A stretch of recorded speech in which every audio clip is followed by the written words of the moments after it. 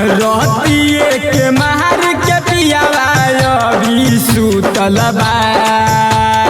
अहिरे माई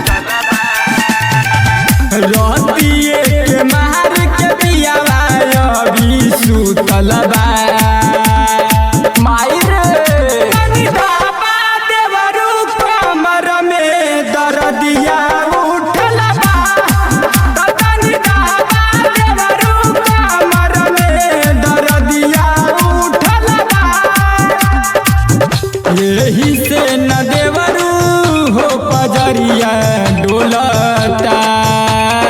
अरे काहे रे तनी बाबा देवरू कमर में दर्दिया उठल बा। तनी बाबा देवरू कमर में दर्दिया उठल बा। Music by Badal studio.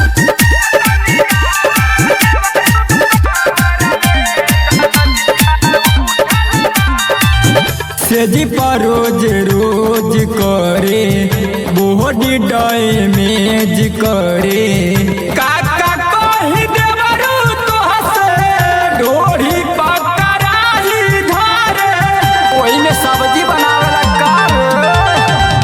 सेजी पर रोज रोज करे बॉडी डैमेज करे। काका कही देवरू तोहसे ढोरी पकड़ाई धरे। बात सुन देवरू कलाई मोड़ेला। निर्दयी हकार तनी बाबा देवरू कमर में दर्दिया उठल बा। तनी बाबा देवरू कमर में दर्दिया उठल बा। Music by Badal studio.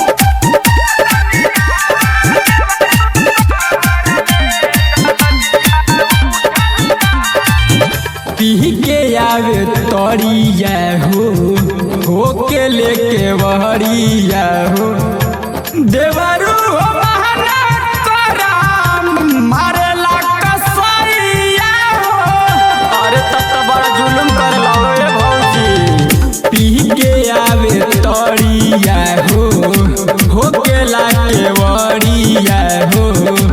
देवरू हो बहाना करा मारेला कसैया हो। जही की सरवन बादल ना दवैया देवेला। काहे रे तनी बाबा देवरू कमर में दर्दिया उठल बा। तनी बाबा देवरू कमर में दर्दिया उठल बा।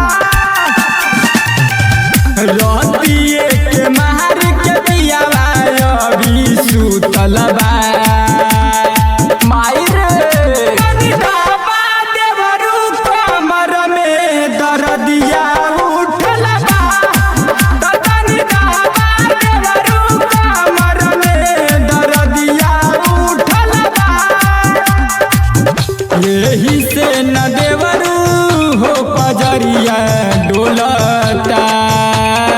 अरे काहे रे तनी बाबा देवरू कमर में दर्दिया उठल बा। तनी बाबा देवरू कमर में दर्दिया उठल बा। तोहार मरद कहियो जान ले लिए।